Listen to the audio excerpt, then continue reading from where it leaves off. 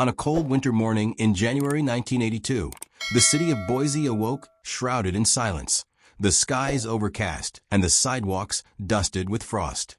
The routines of everyday life unfolded as usual. Pine Elementary's bell echoed through the neighborhood. Commuters braced themselves against the biting air, and the city's heart beat with a predictable calm. But beneath this layer of ordinary, a nightmare was quietly beginning to unfold, a story that would stain Boise's memory for decades. Darylyn Johnson, just 9 years old, left her modest brick home at first light, bundled against the chill in a sky-blue jacket her mother had picked out the day before. Her family lived in the kind of neighborhood where everyone knew each other's names, where children's laughter drifted through cul-de-sacs until dusk, and concern for safety was little more than a casual discussion among neighbors. The Johnsons never imagined that this day would rip the fabric of certainty, upending their lives and the community they loved. As the morning faded into afternoon, unease began to rise. Darylyn had not arrived at school. Teachers called home. Her mother made frantic calls to friends. And within hours, neighbors fanned out, searching parks, alleyways, and bus stops. The sun set, and with it, any hope that this was a misunderstanding. By nightfall, sirens broke the stillness, searchlights sweeping across winter-bare trees by the river. The city's mayor, himself a father, appeared on the evening news, his voice shaking as he pleaded for answers from a shell-shocked community. When Darylyn's body was discovered days later, partially submerged along the Snake River's muddy banks, Boise's ordinary rhythm fractured. Fear settled in, heavy and suffocating. Police cordoned off the riverbanks. News vans swarmed in. Small-town reporters and national media alike jockeyed for stories, amplifying every rumor and suspicion. Parents now gripped their children's hands tighter, classroom attendance dropped, and the communal trust that had defined Boise dissolved into suspicion and dread. Detectives, barely sleeping, canvassed the neighborhoods for leads. Tips came in by the dozens, many frantic and contradictory. Amid the chaos, attention quickly focused on Charles Fain, a Vietnam veteran with a solitary demeanor and a faded past. He was no stranger to the neighborhood, but that familiarity soon twisted into suspicion. Whispers gathered momentum. Old wounds, misunderstandings, vague recollections of odd behavior, and before anyone quite realized, suspicion had become certainty. Fain was arrested within weeks. His confused face splashed across the front page of the Idaho Statesman. Residents argued in diners and at church socials, their voices wavering between outrage and disbelief. Boise was not accustomed to this kind of darkness. Justice needed to be swift, reassurance needed to be restored, and the community demanded answers. During the trial, details of Fain's life were dissected in excruciating detail. Prosecutors pointed to circumstantial evidence, a muddy boot print, hairs left behind, a timeline that was more suggestive than conclusive. The jury, weary and overwhelmed, reached a verdict that seemed to close the case. Fain was convicted and sentenced to death. In the months and years following the trial, Boise tried to return to normal, but a faint, persistent doubt lingered, threading through late-night conversations and quiet moments. Fain was gone, yet unease remained. Some whispered that the investigation felt rushed, that the evidence was thin, that justice had not truly been served. Others clung tightly to the notion of closure, desperate to restore meaning to their shaken world. Decades slipped by as Fain languished on death row. Boise changed, new businesses sprouted, young families settled in, and the once traumatized riverbank became a site for summer barbecues and children's laughter. Yet the shadow of Darylyn Johnson's murder persisted, embedded in Boise's collective memory like a scar that would not fully heal. Everything shifted again when the early 2000s brought new breakthroughs in DNA technology, a slow, meticulous revolution that reached all the way back to old evidence logs, to envelopes faded with age and labels scrawled by exhausted detectives. With the help of forensic experts and passionate advocates, Darylyn's case was reopened. Fain's legal team, invigorated by new hope, pushed for retesting of the biological evidence that had sent him to prison decades earlier. The results were devastating and clear. Charles Fain could not have been the perpetrator. Innocence Projects and local journalists seized on the story, exposing cracks in the original investigation and reigniting old debates. The news rippled through the community, first as a tremor, then as a wave.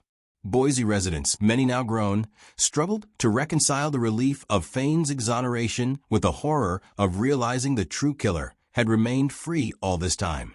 For Darylyn's family, the revelation was almost unbearable. The heartbreak of her loss was joined by the agony of knowing her killer had never faced justice. The sense of betrayal was profound by the system, by those who had promised to deliver safety, and most painfully, by the passage of time. Behind the scenes, a renewed investigation unfolded with a vigor reminiscent of those first frantic days in 1982. Modern forensic tools and advanced DNA analysis finally pointed to a new suspect, David Allen Dalrymple, a man who had lived quietly on the fringes of the city, eluding suspicion for decades. When the arrest was announced, the news shook Boise once more, reopening wounds that had never truly healed. Tonight, as the city looks back, this story is told not simply as a recounting of a crime, but as a living testament to Boise's endurance, its heartbreak, and its search for truth. Each chapter will dig deeper, illuminating more than the events themselves. It will peel back the layers of fear, doubt, and determination that defined a city for over 40 years. The question lingers: how do you find closure when justice is delayed by almost a lifetime? And when the past shakes free of its confines, do the old wounds ever really close?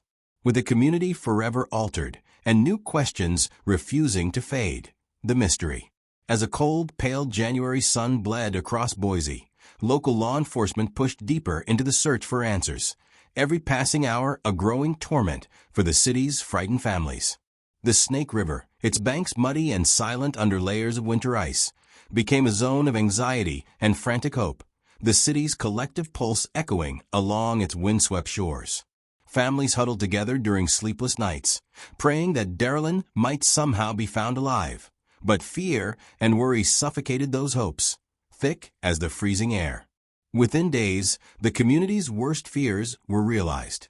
A young boy, out fishing with his family near Maprock Road, discovered Darylyn's small body partly submerged in a tributary ditch off the Snake River. Emergency responders rushed in, their faces pale and grim. The autopsy results were devastating. Darylyn had suffered sexual assault and died from blunt force trauma to the head or drowning, horrors that shattered the innocence of Boise forever. The news ricocheted across Idaho, with reporters arriving to chronicle moments of tragedy and disbelief. The Johnson family, their faces hollowed by grief, became the reluctant center of a community in mourning. Darylyn's funeral was attended by hundreds, neighbors, classmates, teachers, each moved by the painful loss of a child who had always seemed protected by the city's calm rhythms. The ceremony, shadowed by sorrow, was punctuated by whispers of fear that the evil lurking in Boise was not done yet. In private, detectives pored over what little evidence they had: muddy footprints, strands of hair, and conflicting witness statements. Hours of interviews yielded clues entangled in bias and uncertainty. The town's protective exterior cracked as gossip and accusation wound through the neighborhoods. No one felt safe. The feeling that the perpetrator walked freely among them haunted Boise day and night. Attention intensified around Charles Fain, whose awkward presence and shadowy past made him a convenient target. To a community desperate for relief, circumstantial evidence felt like truth. Fear often shapes perception, and in a climate so raw, suspicion quickly hardened into accusation. Fain's arrest and publicized trial became the focal point for Boise's anxiety. News outlets published every detail, painting Fain as a man with nowhere left to hide. Prosecutors emphasized boot prints and hair samples, assembling a story that fit the narrative residents needed: a culprit who could be locked away, ending the nightmare.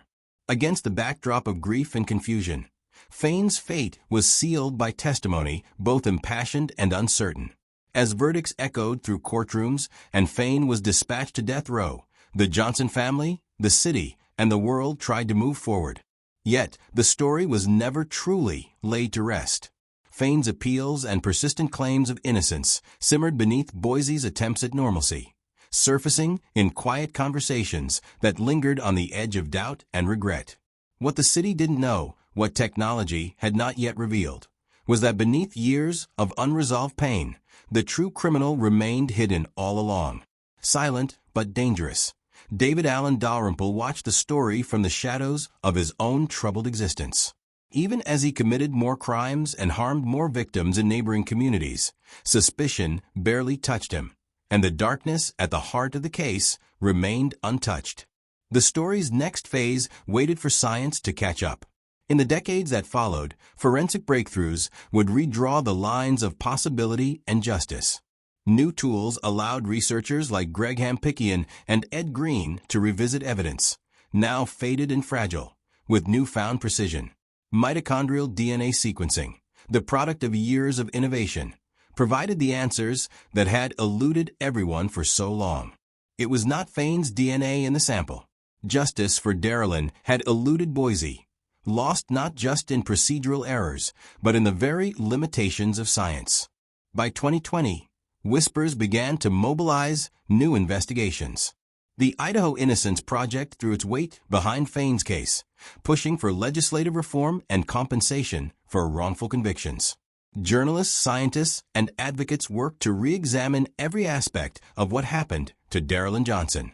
Long after the headlines faded, their determination remained, lighting a path to the truth.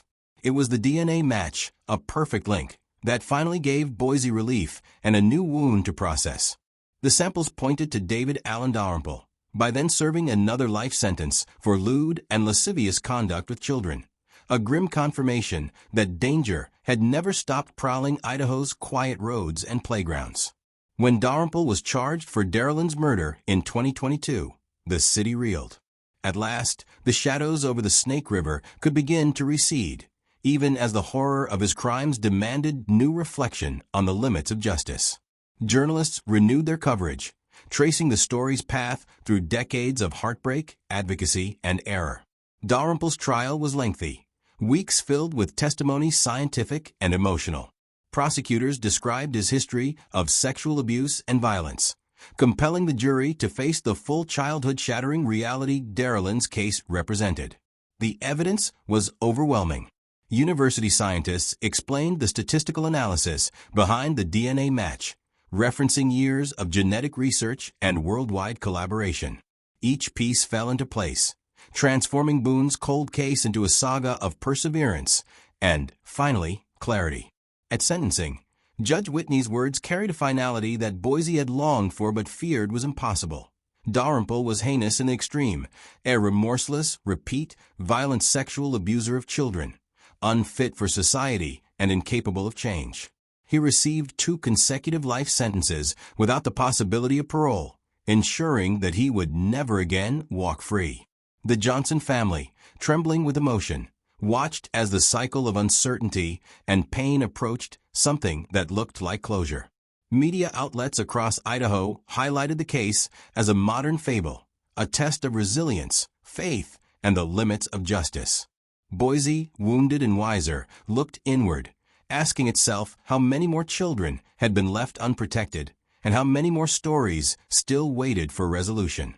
The community slowly began the process of healing, acknowledging that true justice is sometimes delayed but never out of reach. With the right man finally behind bars, the city's spirit shifted again, from fear to anger to the possibility of forgiveness and hope. Yet even in celebration, caution prevailed. Stories as grim and complicated as Darylyn's never truly end, as the echoes of suffering and survival ripple endlessly outward. The chapter closes, but the story presses on. Boise would never again be the same. And as daylight faded on the Snake River, the cold wind carried away the final whispers of a secret kept too long. The case, now solved, leaves us with new questions. How far should a community go to find the truth? What cost does justice demand? And most haunting of all, what happens to those left behind, wrongly accused, forever changed, caught up in the machinery of fate? In Boise, 1982, tragedy carved paths that would take decades to close. But in the slow pursuit of answers, resilience proved stronger than error, and a family's cry for justice finally found its voice. In 2022, after a harrowing 40 years marked by grief, confusion, and relentless pursuit of truth, the city of Boise found itself once again gripped by the case that had defined a generation. David Allen Dalrymple, then 66 years old, stood in the courtroom of Canyon County facing charges of first-degree murder and rape, the same crime that had haunted the streets and memories of Boise since the cold winter morning of February 24, 1982. The trial was not merely a criminal proceeding. It was the culmination of decades of tireless work by investigators, scientists, and advocates determined to deliver justice for 9-year-old Darylyn Johnson Webb. 18 Webb, 19. The courtroom brimmed with intense emotion, an intersection where decades-old sorrow collided with the sterile reality of cold facts and genetic sequences. Prosecutors were armed with evidence far beyond anything possible in 1983 when Charles Fain was wrongfully convicted. Modern advancements in forensic science, particularly mitochondrial DNA sequencing and whole genome sequencing, revealed a clarity that once seemed unreachable. This scientific breakthrough formed the foundation of the government's case against Dalrymple, whose DNA matched the microscopic hairs found on Darylyn's body, conclusively linking him to the crime scene. Webb, 18. The prosecution team, led by Canyon County Deputy Attorneys Ted Lagerwall, Virginia Bond, Carson Vitto, and Peter Donovan, meticulously presented a barrage of scientific testimony spanning over 6 weeks. Experts from the University of California, Santa Cruz, and renowned forensic technology firm Bode Technology Group took the stand to explain the cutting-edge techniques that had provided irrefutable genetic proof. The jurors sat riveted, absorbing complex explanations about DNA analysis, statistical probabilities, and the painstaking work of sifting through decades-old evidence preserved against the odds. Dalrymple's criminal history was laid bare, revealing a chilling pattern of predation. Beyond the murder of Darylyn Johnson, he had been convicted in 2004 of kidnapping and sexually abusing a young girl, crimes that further emphasized his reign of terror and obliterated any notion of his innocence. The courtroom dripped with a heavy weight of these realities, stark reminders that what unfolded in those riverbank woods was neither an isolated tragedy nor a strange anomaly, but part of a broader cycle of violence. Webb, 18. The defense team fought fiercely to undermine the prosecution's case. They challenged the admissibility of forensic genealogical evidence, questioning whether modern DNA sequencing techniques were reliable, and setting precedents that could impact many similar cases across the country. Their legal motions sought to suppress DNA evidence, aimed to cast doubt on the timeline and chain of custody of decades-old samples. But the court, after careful consideration, upheld the validity of this evidence, cementing the role of modern genetics as an unshakable cornerstone in criminal justice. Webb, 20. For the Johnson family, every day of the trial was a reawakening of pain long buried. Their daughter's name echoed through courtroom halls, carried in the voices of experts and investigators alike. Photos of Darylyn and stories of her innocence and laughter were woven into testimonies, not to sensationalize, but to honor the child who had been stolen too soon. The trial became an emotional crucible, balancing raw grief, a quest for closure, and cautious hope. Webb, 28. During closing arguments, Deputy Prosecuting Attorney Ted Lagerwall passionately implored the jury to recognize the gravity of the evidence and the necessity of a just verdict.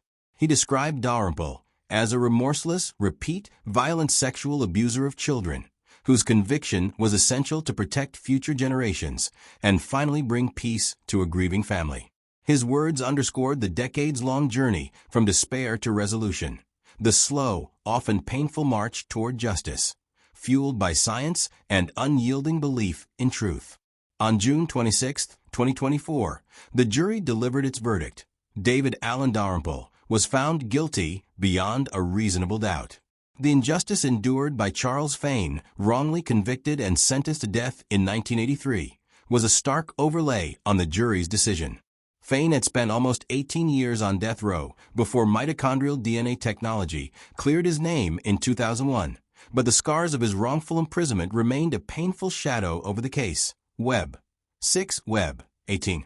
Sentencing came on September 6, 2024, before the Honorable District Judge Thomas Whitney. His remarks delivered the final irrevocable judgment on a man whose crimes were heinous in the extreme. Judge Whitney labeled Dalrymple as incapable of rehabilitation and sentenced him to 2 consecutive life terms without the possibility of parole, the sternest penalty to ensure that Boise would never again suffer such horrors from this man. The courtroom absorbed the weight of those words. Justice served, though late, was now absolute. Webb. 18. Webb, 27. The trial's conclusion was a pivotal moment not just for Boise, but for the broader conversation surrounding cold cases, wrongful convictions, and forensic science. It illuminated the extraordinary lengths needed to correct miscarriages of justice, and the relentless commitment required from scientists, law enforcement, and families alike. It also highlighted the persistent gaps in Idaho's compensation system for the wrongly convicted, with ongoing efforts by the Idaho Innocence Project and reform advocates pressing for legislative change to protect those suffering from judicial errors. Webb. 6. As the courtroom emptied and the sun set over Boise, the city embraced a complex tapestry of relief, sorrow, and tentative hope. For the Johnson family, the verdict was a bittersweet victory, the closure they had craved for over 40 years, yet a reminder of a time lost, a time that no sentence could ever restore. Across the community, discussions turned toward vigilance and healing, inspired by a renewed determination to protect the innocent and ensure that science and justice walk hand in hand. The journey through this harrowing trial leaves Boise with lessons that resonate far beyond its quiet streets. It is a story of enduring resilience, of a family's unbreakable love, of a city's courage to face its darkest secrets, and of an evolving justice system striving to learn, adapt, and right profound wrongs. As the chapters of this cold case close one by one, they leave behind not just answers, but a legacy of hope for fairness, transparency, and a relentless search for truth. The summer of 2024 unfolded with an anticipation heavy and electric. Every conversation in Boise magnetized by the imminent conclusion of a saga that had begun 42 years earlier. In the days leading up to the jury's final pronouncement, the Canyon County Courthouse became a crucible where 4 decades of grief, longing, and rage were distilled into something transcendent, a verdict that would, for better or worse, bind the city together in the shadow of justice. Finally served. Webb. 18. Webb, 21. Inside the courtroom, the faces of those present betrayed the strain of the past weeks. Jurors, weary but resolute, returned each morning to dissect the evidence, weighing the testimony of leading geneticists, seasoned detectives, and officers who had notched a lifetime of experience since that cold February morning in 1982. Grief hung thick in the air. The Johnson family, hands knit to keep trembling at bay. Prosecutors whose careers had been shaped by this single case. Journalists and residents who had followed every twist with the intensity only true proximity can bring. Over 6.5 weeks, the prosecution painted a meticulous and damning portrait of David Allen Dalrymple, assembling not only incontrovertible DNA evidence, but also a disturbing history of predatory violence. They called to the stand doctors, academics, and forensic analysts whose careers spanned the arc of modern science, each unpacking the bewildering evolution from hair microscopy to full genomic sequencing. The room listened as scientists from a University of California, Santa Cruz, and technicians from Bode Technology Group explained, in plain terms, how the infinitesimal differences in mitochondrial DNA could revolutionize not just this case, but the entire notion of criminal resolution. Webb. 18. But it was the more human witnesses who left an indelible mark. The friend who remembered Darylyn's laugh on that final winter day, the Johnsons themselves recalling morning rituals and the horror of absence, and the officers whose voices cracked as they recounted their own failures and the drive that brought them, all these years later, back to the riverbanks in search of closure and redemption. Dalrymple's defense was left with little daylight. Their challenge to the DNA and to the admissibility of technology never imagined in the 1980s was methodical yet ultimately ineffective. A lifetime of crimes loomed in Dalrymple's record, a trail of violence, kidnapping, and abuse so egregious that it left the jury with little room for mercy. Webb, 31. Their legal gambits, motions to suppress genetic evidence, to derail the process with constitutional challenges, found no purchase before Judge Whitney, whose command of the proceedings was marked by both rigor and a keen sense of the wounds this case had wrought. Webb, 20. On June 26, the verdict rang out, a heavy exhalation, an echo of history at last corrected. Dalrymple guilty of the kidnapping, rape, and murder of Darylyn Johnson, a declaration delivered with a gravitas that reverberated across Idaho. Webb, 21. Justice, delayed by decades, now stood trembling at the threshold of reckoning. And for the Johnsons there was relief, but never joy. There could be no undoing the years, no erasure of loss. Yet relief was palpable, a bittersweet balm on wounds that Boise had nursed for generations. The sentencing followed on September 6, 2024, a day etched into community memory. Deputy Prosecuting Attorney Ted Lagerwall pressed the urgency of a fixed life sentence, arguing, before all gathered, that only the severest sentence could ultimately secure the peace and safety of Boise's children. Judge Whitney's words, thunderous and unwavering, carried the authority of justice accrued over time. Dalrymple's crimes were heinous in the extreme, the acts of a remorseless, repeat, violent sexual abuser of children, and society owed itself the assurance that he would never breathe free air again. Webb, 18. Webb, 27. 2 consecutive terms of life without parole, the judge declared, were not only warranted but necessary, both a punishment and a principle. Dalrymple's reign, which had cast so long a shadow, ended in the restrained hush of the courtroom, the chains of certainty now finally locked into place. Outside, Boise responded with a complicated mix of ceremony and silence. Memorial gatherings and vigils for Darylyn Johnson drew old neighbors and new families alike. Those who had known her, those who had merely heard her name on the lips of anxious parents as years rolled on.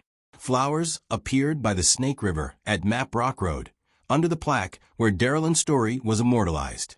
Community leaders and survivors of similar tragedies spoke of hope, vigilance, and the need for reforms still outstanding in Idaho's justice system. Webb, 28. But just as the community absorbed this seismic outcome, the memory of Charles Fain, wrongfully imprisoned, nearly executed, and ultimately released after 18 years, refused to fade. The verdict was, in part, homage to his fight for exoneration, for the persistence of science, law, and sheer human decency that brought these truths to light. His name surfaced in news stories, interviews, and at legislative hearings, a cautionary tale of justice miscarried alongside that now painfully restored. Webb, 18. Webb, 28. The press coverage was exhaustive and respectful. Kiwi, CBS 2, and Idaho News detailed every aspect of the trial and aftermath. The Idaho Statesman's editorial pages reflected a community sobered by its mistakes, but proud of its capacity for honest reckoning. Reporters chronicled acts of solidarity, local vigils, and the faces of the Johnson family as they emerged into a world forever changed by the jury's decision. In the aftermath, the legal profession in Idaho and far beyond reckoned with the lasting implications of the trial. Forensic science now bore perhaps the heaviest burden ever placed upon its shoulders, the power to both condemn and vindicate, to tear families apart and, at last, stitch wounds closed. New calls for reform echoed loudly, the Idaho Innocence Project and lawmakers again pressing for transparent, fair compensation for those like Fain. The judiciary, too, issued recommendations focused on reducing wrongful convictions, more rigorous standards for evidence, better defense resources, and a clearer pathway for appeals based on scientific breakthroughs. Webb, 6. Webb, 27. For the Johnsons, there would be no true closure, justice, yes, but finality, never. In tearful statements to the press, they spoke of Darylyn not only as a victim, but as a child forever cherished, a presence still tangible in the quiet corners of their home. Their gratitude extended to the detectives, scientists, fellow families, and even the journalists who had, for years, kept the flame of her memory alive. As Boise entered the first autumn since the trial's conclusion, the conversation, at kitchen tables, in government offices, across classrooms, shifted toward the future. The question resounded everywhere. How could the city and its systems prevent another tragedy from slipping through the cracks for so long? Boise resolved, with a new sense of purpose, to balance remembrance with reform, vigilance with empathy. In the end, the verdict against Dalrymple was more than a correction in the historical ledger. It was a seismic signal, a declaration that justice can and must reach across decades, that communities are both accountable for their mistakes and capable of remarkable perseverance. The cold wind that once swept Boise's riverbanks, carrying whispers of unanswered questions, had given way to a kind of peace, a quiet, tempered by loss and haunted by the faces of those left behind, but real, earned, and finally, just. The story of Darrell Johnson, Charles Fain, and the city that would not surrender to silence lives on, not as an open wound, but as a guiding star for a more vigilant, compassionate, and resilient Boise. The events of 2024 marked a pivotal turning point in Boise's collective memory, a reckoning that slowly transformed decades of pain into a somber relief. The legal conclusion for David Allen Dalrymple was far more than the final act in a courtroom drama. It was the closing of a chapter that had haunted the city, demanding answers from science, justice from courts, and healing from a community left shaken by the weight of time. In the weeks following Dalrymple's sentencing, Boise moved through a landscape altered by both tragedy and hard-won truth. Webb 18 Webb 28 Webb 21. Dalrymple's trial was the result of relentless detective work and tremendous progress in forensic science, especially genetic genealogy and DNA sequencing. The combined efforts of law enforcement and scientific experts culminated in evidence so conclusive that the question of guilt was undeniable. His DNA found on critical evidence left a trail that, finally, could not be twisted or ignored. The scientists from the University of California, Santa Cruz and Bode Technology Group explained how mitochondrial DNA analysis worked, how its application made possible both the exoneration of Charles Fain in 2001 and the conviction, decades later, of the real perpetrator, Webb 18 Webb 2. This was not just justice in a cold courtroom. The verdict changed lives. For the Johnson family, closure meant facing the reality of Darrell's final moments, grappling with memories now sharpened by an end that offered both relief and irrevocable pain. Boise entered a season of reflection, one in which every parent, every neighbor, every student heard echoes of Darrell's story in their own morning routines and locked doors. The city honored Darrell in ways both grand and quiet, a riverbank memorial, a new scholarship for young girls aspiring to careers in science and justice, community vigils where poems and prayers blended memories with a promise to never forget. The press, from Idaho News to CBS 2, painted moving portraits of solidarity. Residents gathering by Map Rock Road to lay flowers, teachers organizing campaigns for student safety, church congregations pausing to mourn, forgive, and recommit to their ideals of compassion and vigilance. Webb 28 Webb 21. But as Boise mourned and healed, there remained the shadow of wrongful conviction, a cautionary tale embodied by Charles Fain. The agony of his nearly 2 decades on death row haunted those who demanded reform at the state level. The Idaho Innocence Project renewed its calls for legislative action to guarantee compensation for those wrongly accused, with Fain's story serving as a rallying point for advocates of criminal justice reform. Webb 28. Editors at the Idaho Statesman, joined by op-eds from legal scholars and scientists nationwide, debated the role of advanced DNA evidence in future trials and the urgent need for procedural safeguards to prevent similar injustices. Webb 2. For the detectives who saw the case through to resolution, the experience was transformative. In interviews aired on local television and shared across social media, seasoned investigators described a sense of unfinished business that had driven them for decades, a promise made at Darrell's funeral to her family, a vision of justice at last delivered even if the path there was harrowing. They spoke of the toll the cold case had taken, the frustration of dead ends, the hope that came with every new scientific advance, and the profound satisfaction in finally placing Dalrymple in custody. Yet the ripples extended further. Dalrymple's other crimes, avowedly violent and deeply disturbing, were unearthed and reframed by the verdict. Families who had suffered at his hands responded to the trial with their own blend of relief and agony, knowing that this outcome ensured protection, but could never erase what had already been lost. Webb, 21. Community organizers, students, and survivors alike articulated a new vision for Boise, an insistence that lessons learned from this case would inform all aspects of local law, safety, and public policy. As autumn arrived, city leaders, school administrators, and advocacy groups convened forums to address lingering concerns and reinforce the community's commitment to transparency, fairness, and compassion. Darylyn's story became a foundational case study in local law classes, a reference point in police trainings, and a topic in ethics seminars throughout Idaho. Her legacy shaped the way new generations understood justice, not simply as punishment for the guilty, but as a tireless effort to seek truth and defend the innocent. For the Johnson family, the aftermath brought new challenges.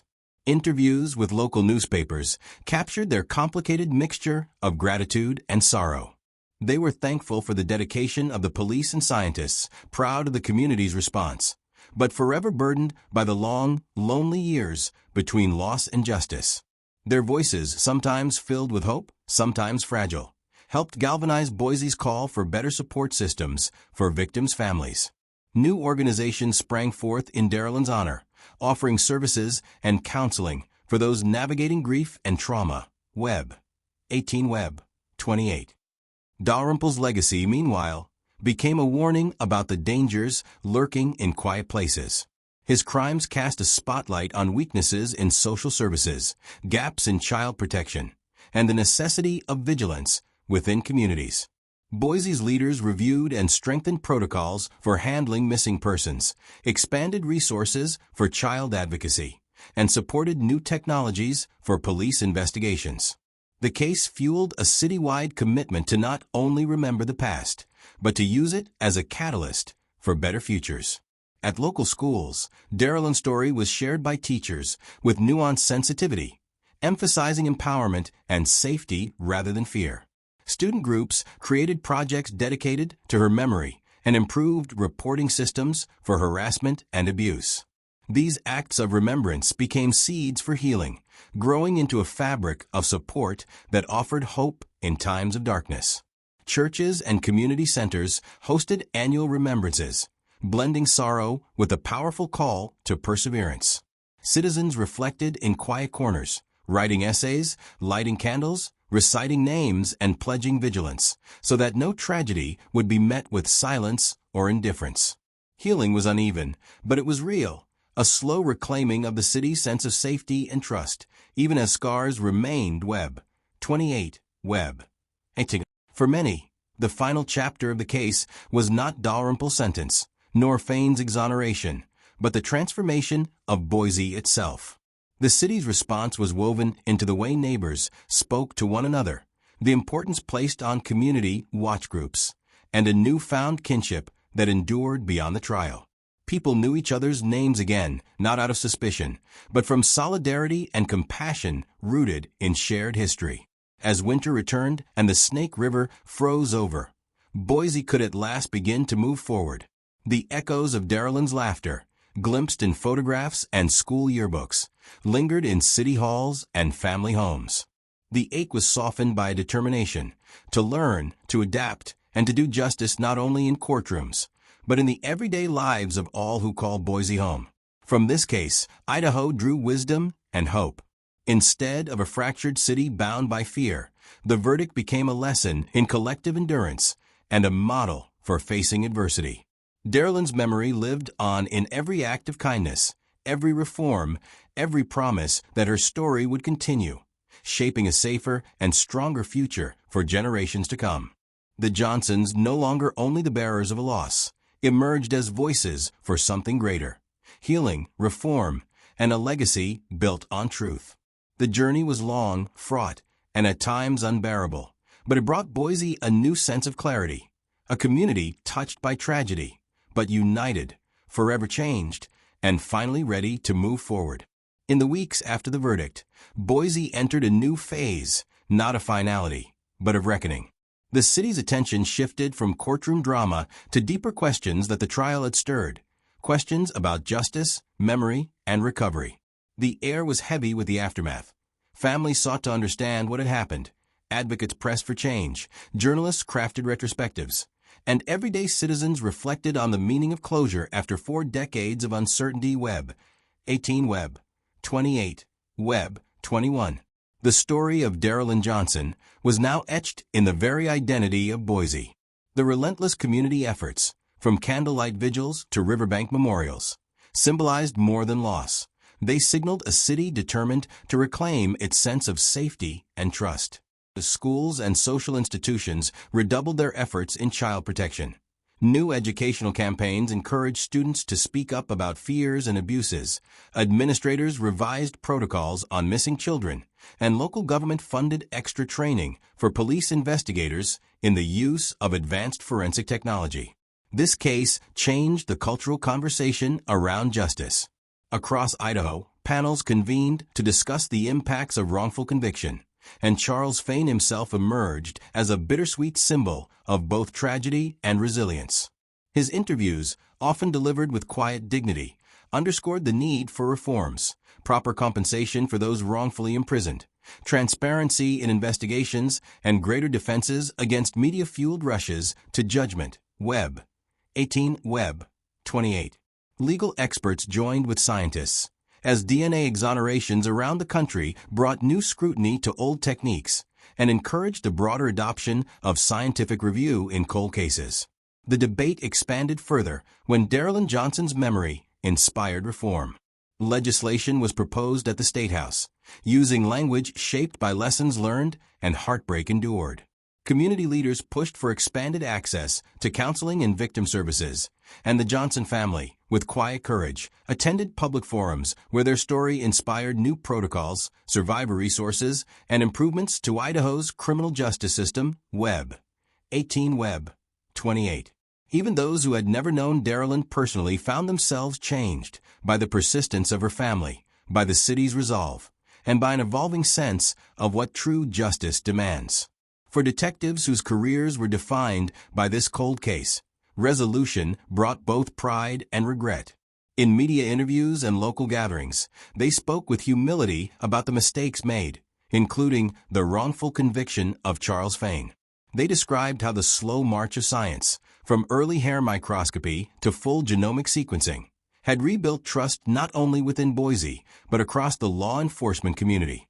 Meetings between local and national agencies became more common, as Boise shared its journey through adversity and collaborated to prevent future miscarriages of justice. Webb 28, Webb 18. But the process of healing, as every family learns, is uneven. For the Johnsons, closure came alongside the realization that time lost could never truly be restored. Darrell's parents remembered her daily. Morning coffee with her favorite mug, winter walks past the riverbank where neighbors had laid flowers in the early days of searching. Her siblings, now adult themselves, volunteered in advocacy groups, channeling grief into activism, and often describing a sense of responsibility to honor Darrell's memory by helping others. Dalrymple's sentencing was a comfort, but not a cure. His crimes exposed weaknesses in law, in science, and in community vigilance. For survivors of his other offenses, the trial offered both relief and renewed pain, as old wounds resurfaced in testimony and newspaper headlines. Still, there was a sense of solidarity, a city now better equipped to protect its own, learning with each step demanded by justice. Boise strengthened its reporting systems, expanded outreach programs, and joined national efforts to reform criminal justice practices.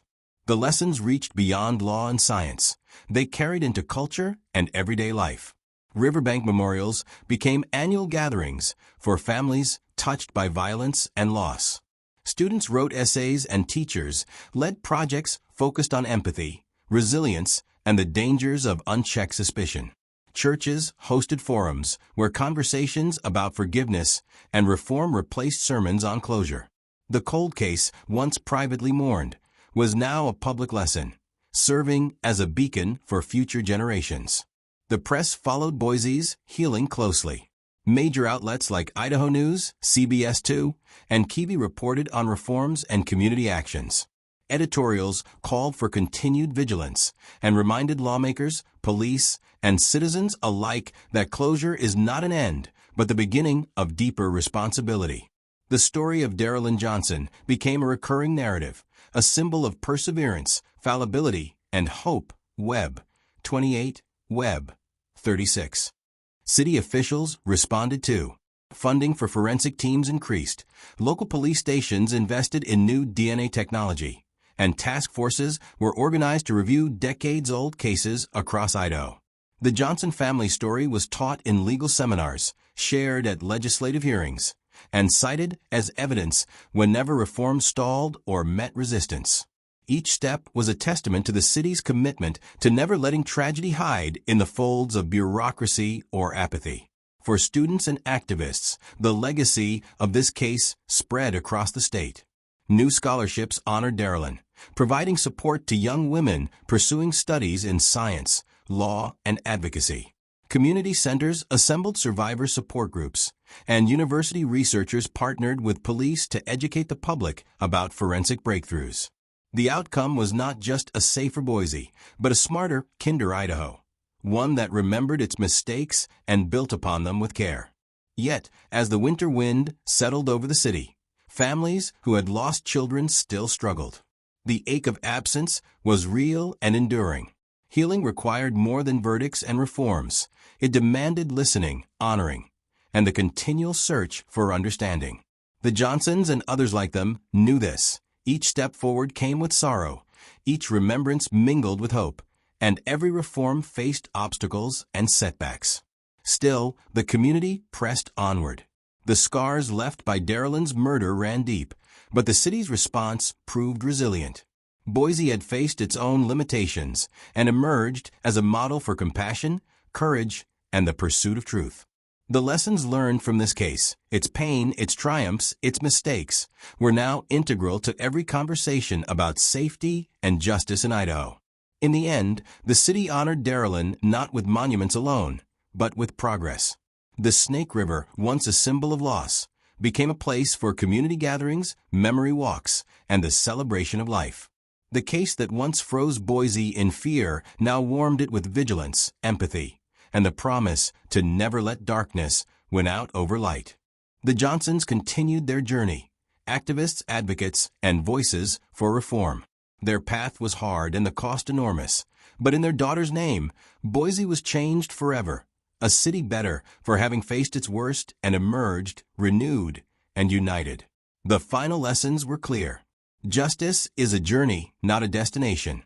Forgiveness and reform are daily acts, not merely courtroom pronouncements. And the heart of a community, tested by tragedy, reveals itself in how it chooses to remember, respond, and grow. As this chapter closes, Boise stands ready for tomorrow, with hope, vigilance, and a promise to carry Darrell's memory onward, never forgotten, always the foundation of a stronger and kinder city. Even as Boise sang the names of Darrell Johnson and David Dalrymple through the halls of the courthouse and the pages of the local press, there lingered a quieter, more complicated story, one that asked what justice looks like when the system itself fails. The case of Charles Fain, so long imprisoned for a crime he did not commit, became an indelible chapter in the journey toward truth and reparation. Fain's story began where Darrell's ended, in heartbreak and suspicion. The year was 1983. Following the devastating discovery of Darrell's body, the community, driven by fear and misdirected urgency, latched onto whatever clues it could. Fain, a Vietnam veteran and troubled local, was swiftly arrested and charged with the kidnapping, rape, and murder, all on evidence that would later collapse under the weight of scientific advancement and reason. Webb, 24, Webb, 28. The prosecution painted Fain as a monster, and the court was compelled by circumstantial details, public pressure, and the desire to deliver swift answers to a desperate city. He was convicted and sentenced to death. For 18 years, Fain lived within the narrow walls of Idaho's death row, enduring the slow passage of time unbroken except for endless appeals, legal motions, and glimmers of hope.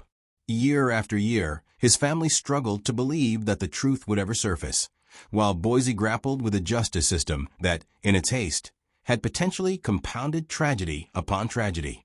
It would take world-changing advances in science, especially DNA analysis, to change Fain's fate. By the late 1990s, forensic researchers saw the promise in new mitochondrial DNA sequencing.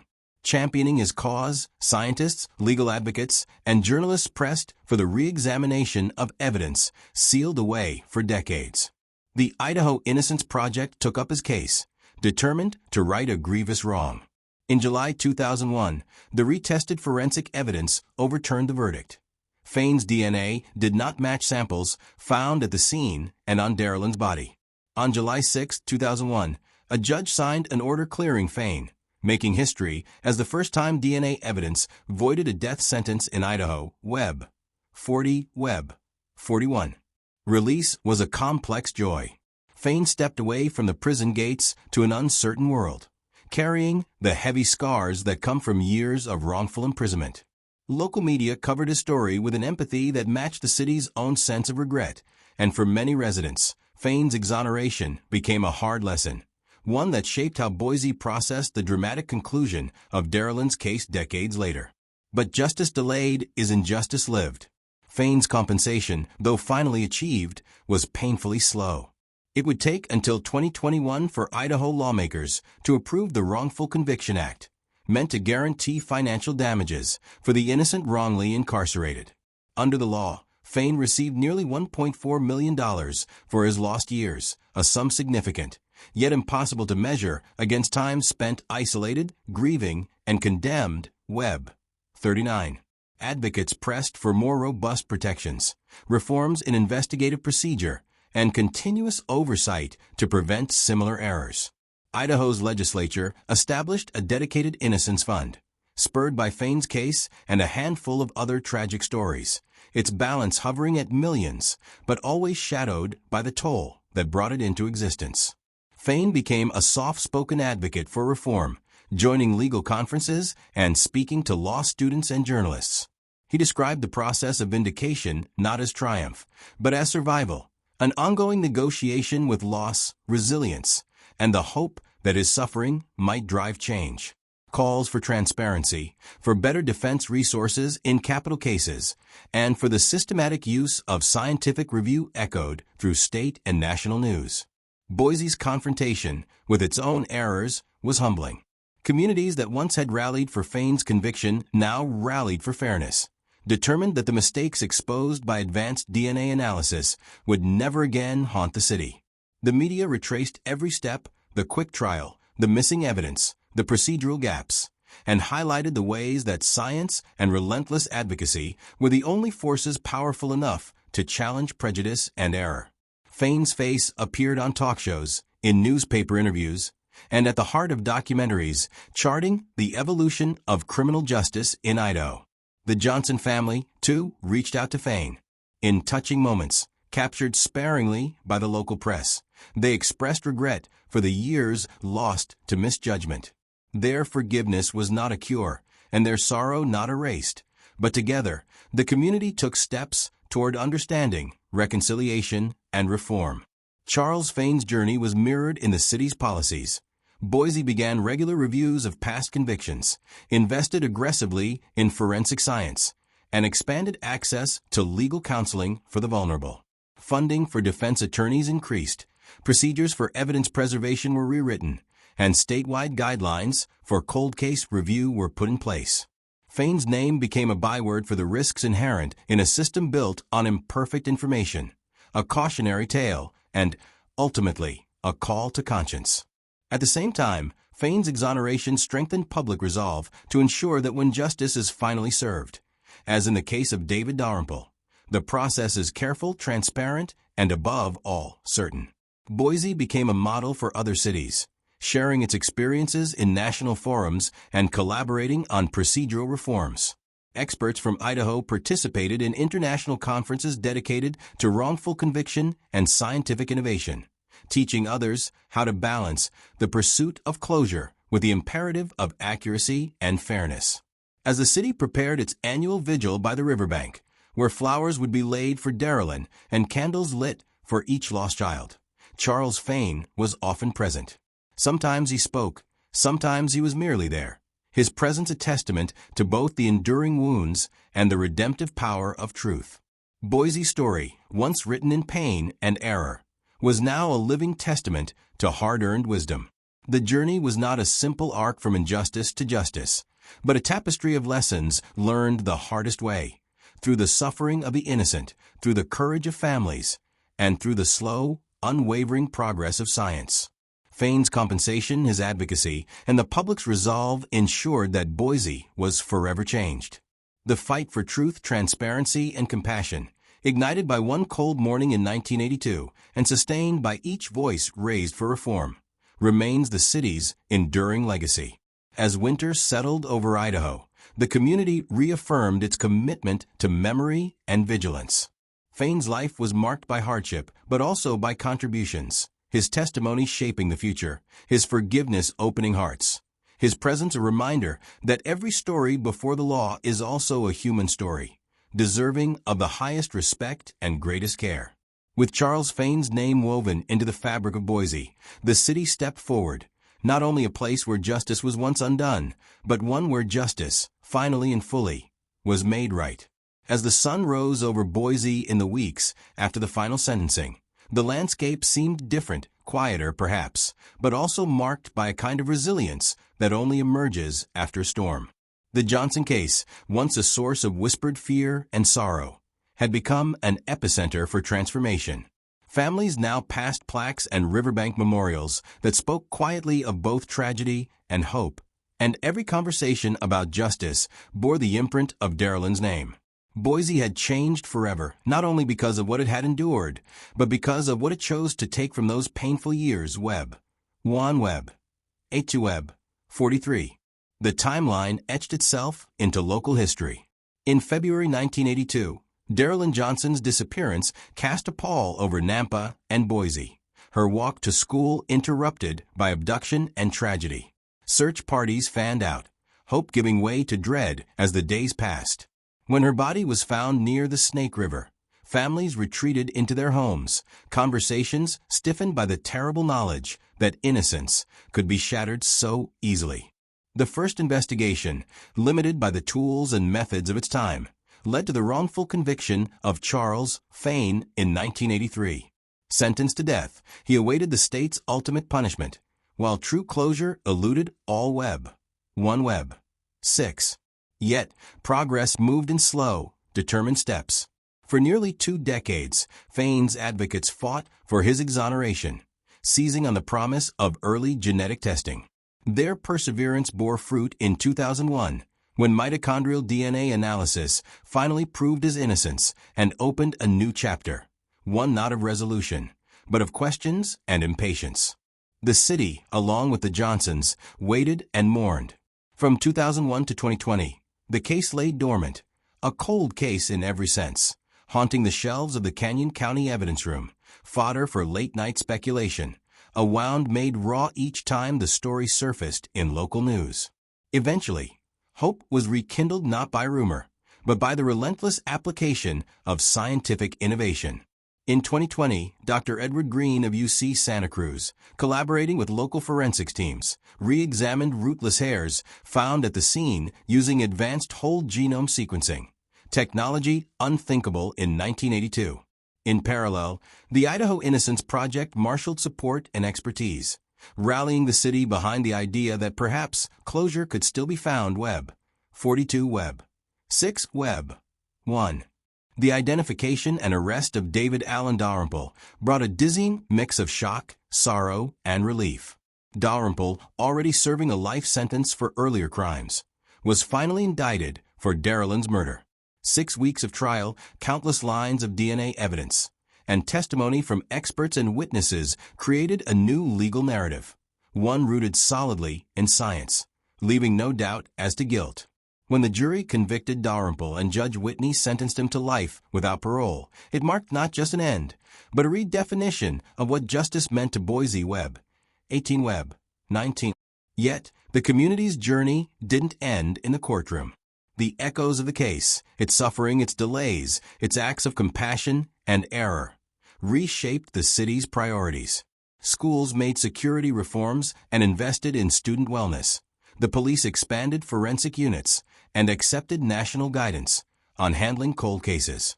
The city council ratified memorials, and the riverbank itself was remade into a site not just of mourning, but of learning and vigilance. For the Johnson family, the word closure was always a paradox. The end of legal battles did not erase lost birthdays or the daily ache of Darylyn's absence. Yet in ritual and remembrance, they found new ways to celebrate her life. Scholarships in her name, community runs for children's causes, and ongoing connections to advocacy groups dedicated to preventing future tragedies. Their presence at public forums, legislative hearings, and university panels inspired others to carry forward the legacy of persistence and resilience. Webb, 18 Webb, 28. The city reckoned, too, with the case's deeper implications. Charles Fain's exoneration and his decades-long fight for both justice and fair compensation became a touchstone for broader reforms. The Idaho Innocence Project's continued advocacy saw new legislation at last provide reliable compensation to those wrongfully convicted, and hopes ran high that Idaho's model would inspire broader national change. Boise's transformation was neither sudden nor complete. There were setbacks to legal reforms, pushback from those wary of change, and enduring pain among families who were never directly touched by the Johnson case, but who felt its shadow for years. Some found catharsis in events, river walks, essay contests, or music written in Darylyn's honor. Others in quiet conversations, or the resolve to listen more for the voices of children, survivors, and those too often overlooked. Yet out of it all, Boise became a beacon, not just a warning about the dangers of rushed justice and incomplete science, but an example of how a community facing the unbearable can emerge stronger. New students, learning of Darylyn's story in middle school, grew up with a sense of civic duty. Law enforcement officers carried the lesson that every mistake could be redeemed through honesty, compassion, and relentless pursuit of truth. As another winter cloaked the city and snow dusted the Snake River's banks, everyone could see the case for what it was, a crucible that revealed Boise's vulnerabilities, but also its greatest strengths. Boise's journey was not about forgetting tragedy, but transforming sorrow into action and error into opportunity. Children born decades after Darylyn's death now grew up in a city shaped by the endurance of her memory and the courage of those who refused to let her story fade. In every act of vigilance, every policy reformed, every justice served carefully and intentionally, Boise continued to honor both what was lost and what was gained. The Johnson case, with all its heartbreak, questions, and triumphs, closed not with the clang of a cell door, but with the whispered promise of a community now forever changed and always, always remembering. For years, these cases were forgotten, but the truth doesn't stay buried forever. Here we reopen the files, reveal the evidence, and give a voice to those who were silenced. Subscribe now and step inside the archive where time, lies, and justice finally meet. Because every secret eventually speaks.